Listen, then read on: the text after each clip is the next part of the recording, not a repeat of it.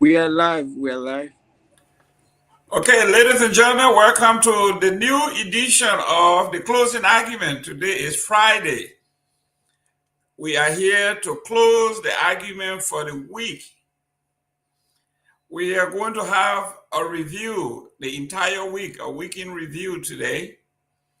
We are going to have a surprise guest. She's coming on to discuss something that is very personal to her, something she advocated for all her life: rape and the protection of our children. So hopefully our surprise guest can come on.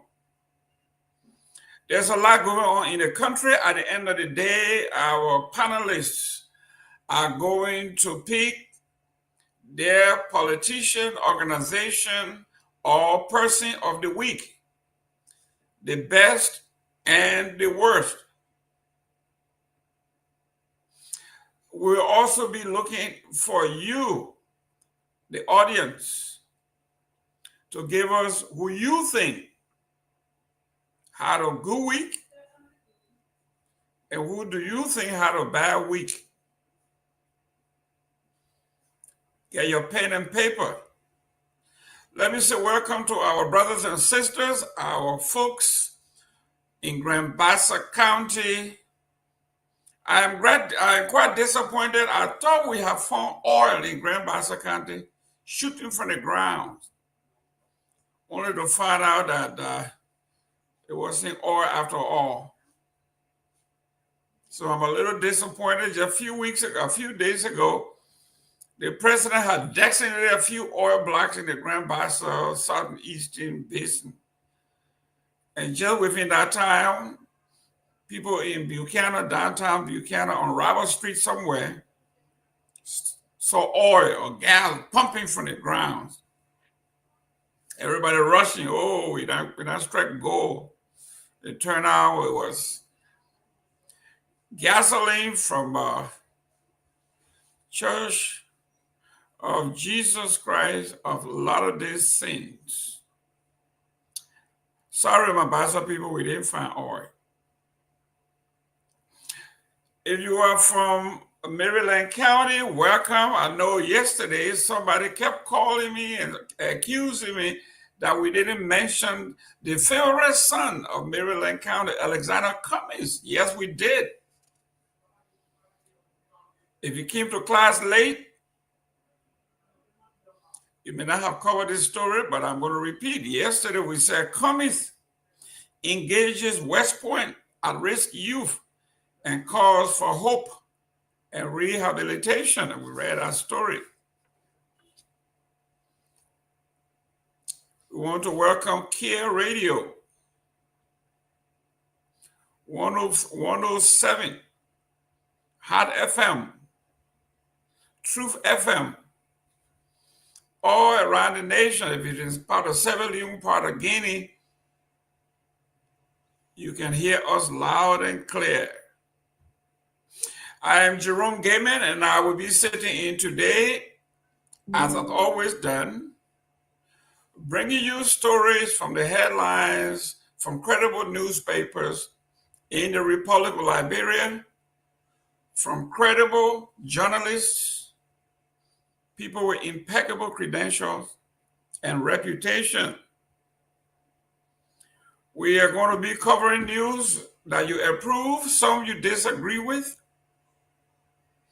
some we all collectively disagree with, and some we collectively disagree with. And that's what this platform is all about. As you can see, I'm wearing my President Mahama's regalia today, tribute to the Republic of Ghana, the big boys. Someone went to Ghana and brought me this beautiful shirt. It looks beautiful, but it's very heavy. It's the real deal from Ghana. And I appreciate those that sent it for me. But let's look at what has happened the entire week. Honorable Alari Tokpa wants us to understand that our republic would never heal if we accept the Liberian history as is. He said Liberian history built on half-truths cannot suffice. He urges us to rewrite history and be inclusive.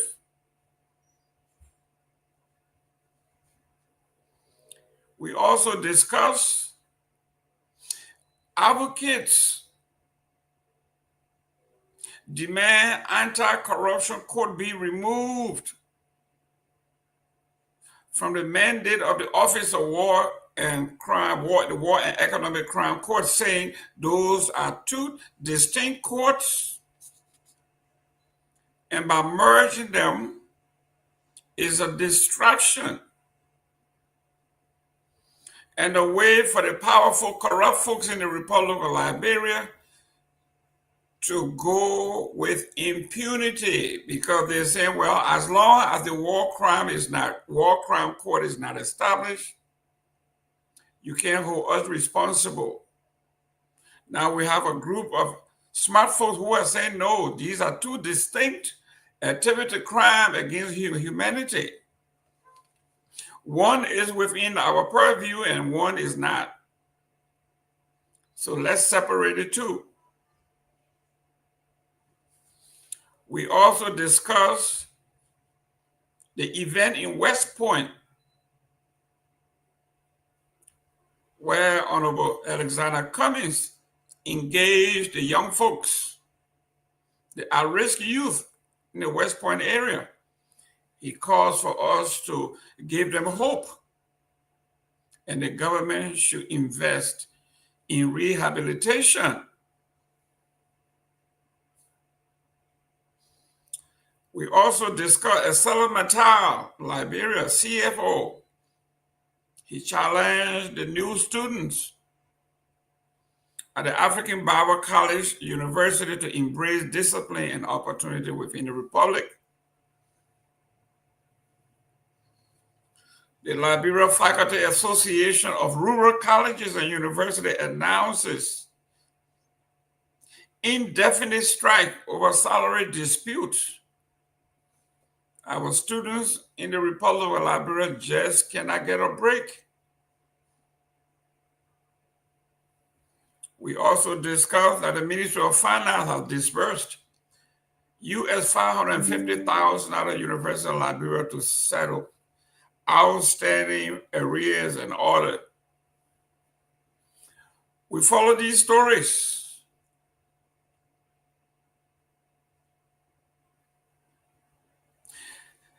And today on the front page, Africa front page, it says capital arson defendant Kiwi Ba rushed to JFK amid torture allegation.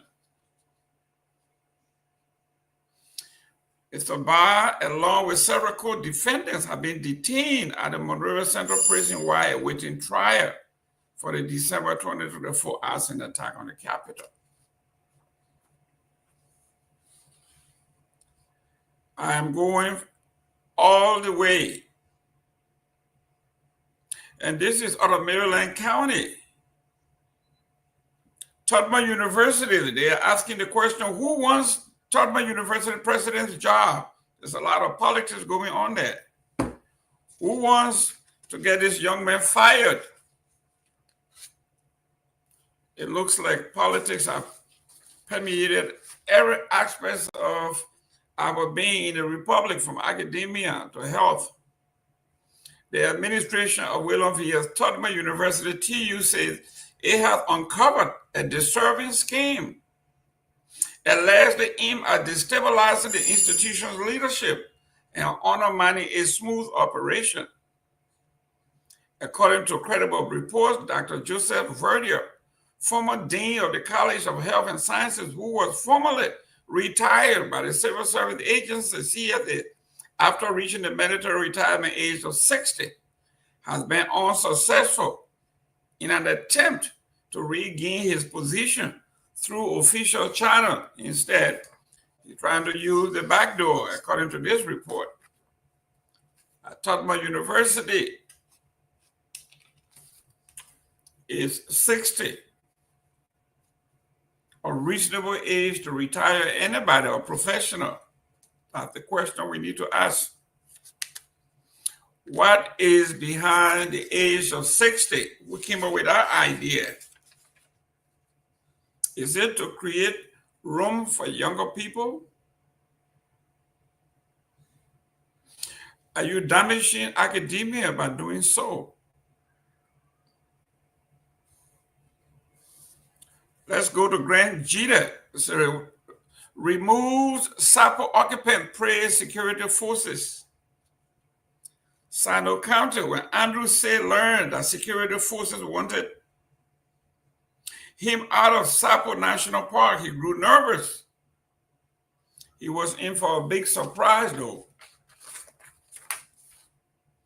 Joint security forces, including the soldiers, police officers, and forest rangers, removed Say without using any force. He was among some 2,000 illegal occupants, predominantly minors, who were removed from the park earlier this month. They talked to us well, Say said, who stayed 7 months in the Sapo forest. He spoke in an interview in Chibo Town, one of the communities adjacent to the park. They did not beat us. They did not violate us. They moved us legally and professionally. That's good to hear. ECOWAS marks 50 years with push for youth empowerment and drug rehabilitation in the Republic of Liberia, specifically in the Republic of Liberia. Monrovia, the Economic Community of West African States, ECOWAS has placed the spotlight on youth empowerment and drug rehabilitation as it celebrates its 50th anniversary.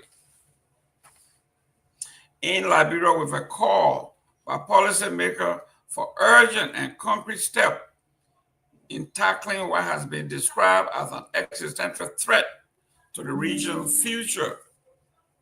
That's ECOWAS. The National Security Committee chair by Momo Sarah vows Senate won't be swayed in confirming next LDEA leadership. On the front page of the paper, he said, no business as usual.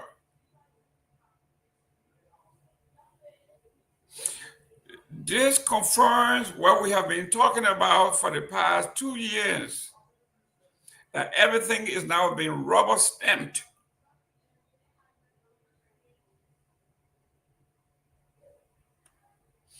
This is why the government is struggling.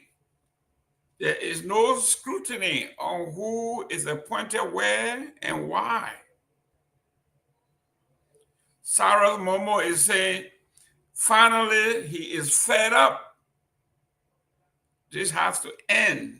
Senator Momo Sarah, chairman of the Senate Committee on National Security, Defense, Intelligence, and Veteran Affairs, has vowed that the Senate will not be influenced by political connections or party loyalty in confirming nominees to head the Liberian Drug Enforcement Agency. Honorable Momo, it shouldn't only be for the LDA, it should be for all appointees. Central Bank of Liberia launches nationwide clean note campaign protecting the Liberian dollar. Preserving our pride is the theme. The Central Bank of Liberia is taking a bold action to protect the Liberian dollar with the launch of a nationwide clean note campaign. Our money, our pride, the theme. The official launch is set for Friday, September 19th, today, at the Raleigh Town Market in Monrovia.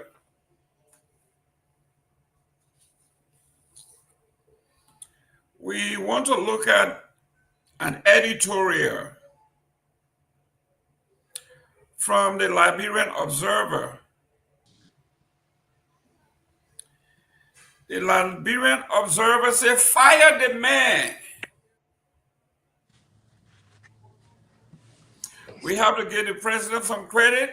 We said it here yesterday when President Joseph Boakai, when he said you are suspended, Ellen Johnson said, he said, leave your own with God. When President Joseph Boakai said you are suspended, Pewee, leave your with God. Why Mr. McGill was suspended today, the president got his replacement, introduced his replacement. And while we were on the air yesterday, Honorable Pewee, I got a long text that McGill is a brother of mine. We are from the same neighborhood, Lower Buchanan, Rival Street. And they said, don't you know the McGill family right there are your folks? And I said, what? Yeah, I knew them from Water Street, you know, when I was in Bazaar School. We go way back. So I'm telling the brother to do the honorable thing. Turn yourself in. I know the law says otherwise, but do the best you can to make sure that this thing is put to rest.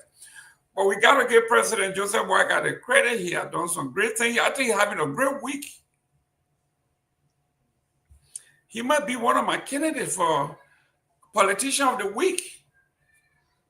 You know, at the end of every week, we come on and say, our president. I hope, I know, I will not be surprised if it turns to a candidate for politician, candidate of 2029. Listen, the Papa is picking up steam, finally. But this is great news. We also I was in our chat room, and we are seeing some disturbing stuff. Let's look at this particular one. George Marvin Barr, replaced by the Chief Justice's son while he was suspended. Honorable Pewee, this one kind of irked me a little bit, a whole lot. How in the world would the Chief Justice appoint his son? Is this legal? What? The Chief Justice appointed his son to replace George Barr, Marvin Barr. Is this legal? Let me, and you see, and that's one of the reasons before I comment on something, I need to get the clue. So let me understand it in detail first and foremost. He appointed his son where? Let me see here. It says here, Honorable Boakai, Chief Justice today, Chief Justice Bese picked his son, William B. Bese, who is, I guess he's a freshman at the law school, to be a judge in Painesville City Court. And he's going to be replacing Honorable Barr, who has been suspended until 2026. So, is it possible? Is it legal for someone to do that? You are muted there. He was appointed. I didn't done my intro set yesterday, but let me take this time to say a wonderful good evening to everybody. Thank you for tuning in. We just hope that you share the shows as we move on today. He was the Chief Justice appointed his son. What's the name of his son? His name is. Is he a surname of a Bese also? Yeah, his son name is William Y. Bese. Okay, Bese. I appointed him as one of the judge in charge of the Painesville City Court. Okay, why the other judge is suspended? The Painesville by a serial court. Yes. And why the other judge is suspended? Suspended. And I think, but his son, let's get to the meat of this issue. Is his son a licensed counselor? Is he licensed to practice law or judge in the country? Did he graduate from the Louis Arthur School of Law? No, he's a student at the Arthur Grant School of Law. According to this, he's a current student of the Louis Arthur Grant School of Law. Yes. Yeah. So there's a standard for the magisterial court. You don't probably he may have graduated from the judicial program that when the last Ellington had the program. But let's go back to this. Chief Justice appointing his son. Did his son work with the Mysterious Court for some time as one of those judges? Is he a relieving magistrate? Because we have relieving judges and we have relieving magistrate. So, but again, ethically, it's not a good thing to do. But if the son met all of the benchmark to meet the line of appointment by the Chief Justice, and if he went through those necessary vetting line and he's competent, qualified to perform the role, personally, I wouldn't have a problem with that. But if it was done on the basis of nepotism, someone was targeted. If it was done because the guy that was suspended was targeted to create room for the son of the Chief Justice, this is a judicial miscarriage. And I think we should not, moving forward in the country, particularly the judiciary, we should not create room for any level of compromise and at the level of the judiciary. But again, this is an unfolding, a developing story. I will take some time to personally do some analysis of it and find out first if he went to that judicial school, because they were training magistrate. If he went through that magistrate training, and because I can remember the current magistrate of the Monrovia City Court, Ben Bako, also went through that training. A lot of our folks, I know some of our comrades, we all graduated from the University of Liberia. Peter from Monrovia also went to that magistrate training program. There was a magistrate training program. At the time Ombi was staying in the country, we had this issue because there was this problem in the country about lack of having a lot of trained magistrate deployed across the country. So the United Nations, in conjunction with the Liberian government, put into place a very wonderful program that was sponsored by the UNDP to train magistrate. I think it was a 2 years rigorous training program that will qualify them to be magistrate. They were part of the judicial reform and the security sector reform. Both went hand in hand to do that. So if he was trained, because he stayed in the Louis Attergren School of Law, meaning because most of those that went through their program, they eventually matriculated to the Louis Attergren School of Law to get a full law degree. But yes, they were trained to be magistrate purposely to be deployed across the country, but because there was this gap and void, and the government of Liberia and her international partners thought to fill the void at the time. So if that was the case, and he was just in line to be appointed, then I wouldn't have a problem with that. But it says the Pineville City Court. I don't know, like I said. Yeah, all the city court, these are courts, these are not court, these are court of non-records, right? So these are the ministerial courts. You start all these things from.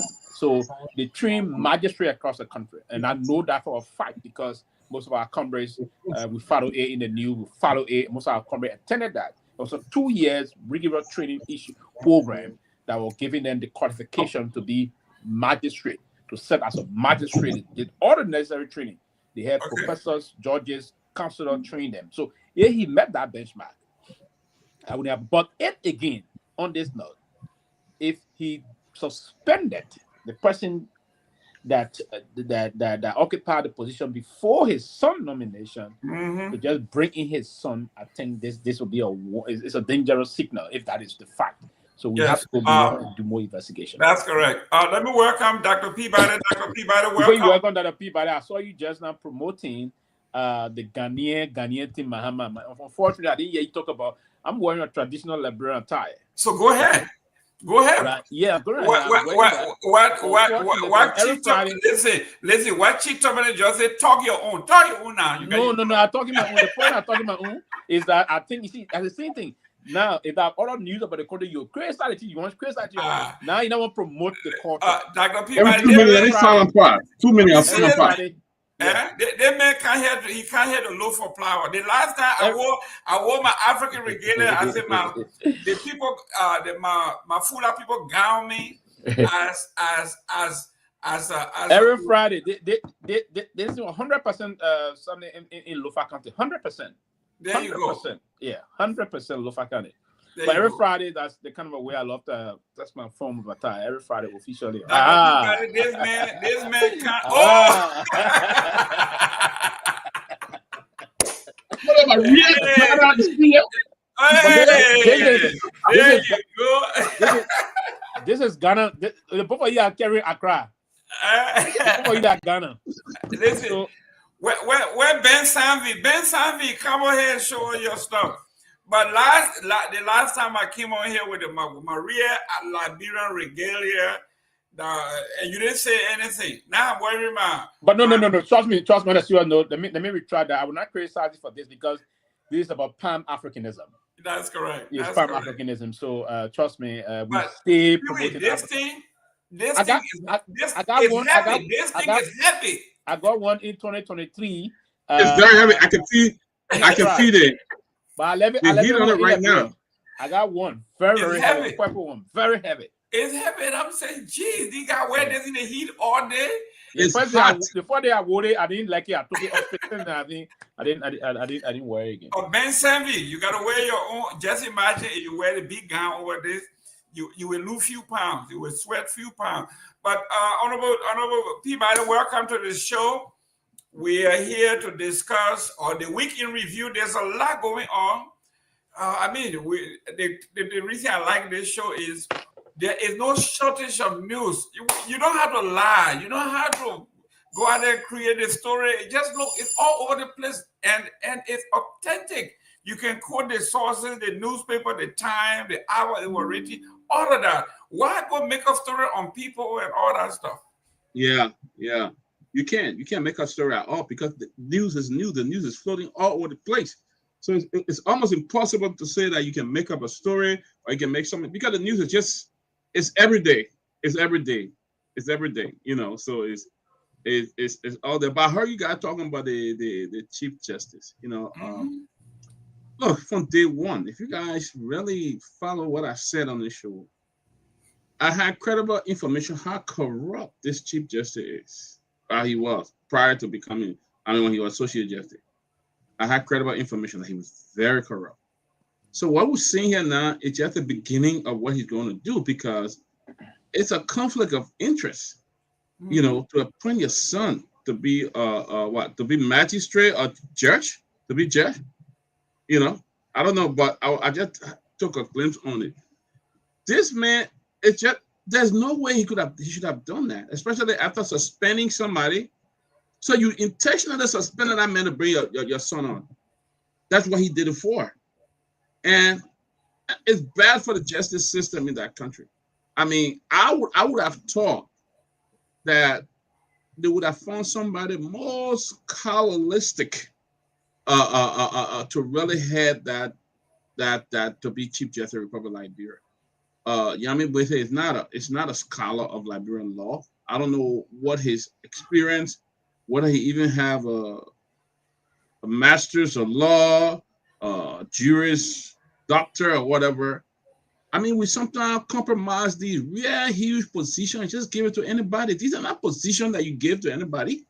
Give it to people who are rather scholars, who rather knows the law, who study it.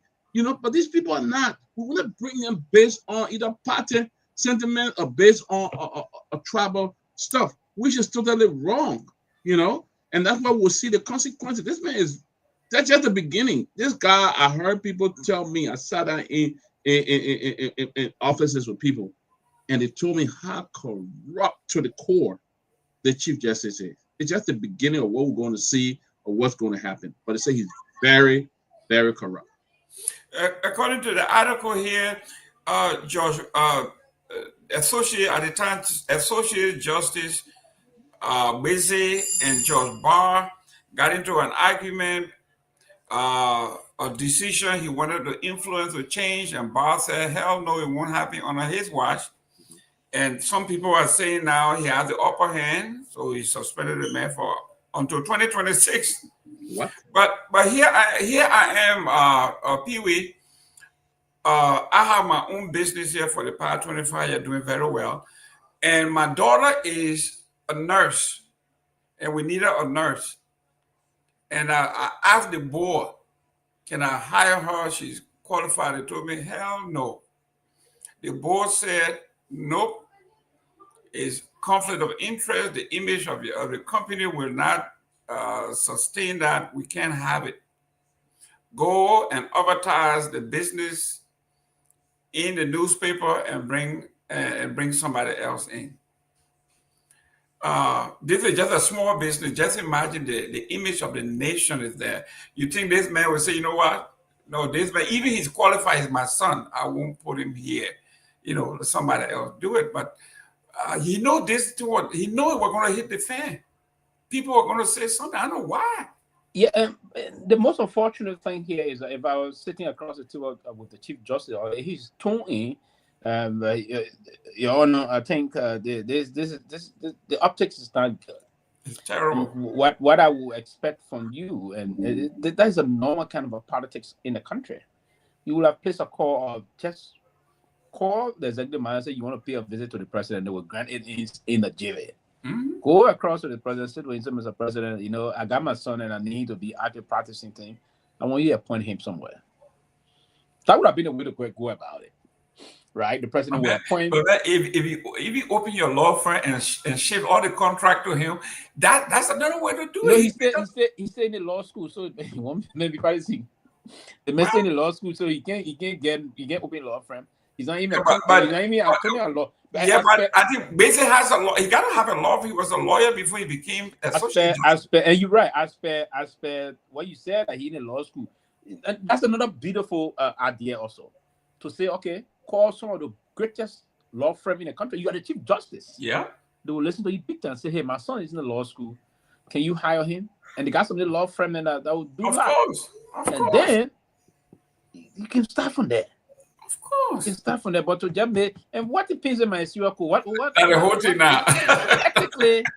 Ethically, I think it's not a good thing to do for the Chief Justice to appoint his son, and wherein he been having issue with someone. Mm-hmm. You're suspending the person to create the conclusion. Therefore, going to be you did this. It was a targeted suspension for the mere fact that his thought was to bring in his son that one would say I don't even know his basic qualification. The fact that he stayed in the law school. The man that was suspended, what is his qualification? What did he do to warrant suspension? Did he breach the judicial ethics? There was anything, because there's an ethic that do guide, ethical proceedings that do guide all of those that are also the magistrate, the judges, and all those. The Chief Justice want to make sure you didn't talk too much. So, yeah. Chief, we had a great week here. We discussed a lot, and we have to give the president. It looks like the people are listening. Today, they were able to get rid of our master brother, Mr. McGill. The president suspended him, but he also went and appointed his replacement immediately. And we keep saying, done. He's done. When President Bouaka suspend you, go leave your own with God. You ain't coming back. Yeah, he's done. Unfortunately, he's done. He's done. I saw that on the e-match and I laughed. I called someone in Buchanan and said, "What's going on with our brother?" You know, and they said he's done.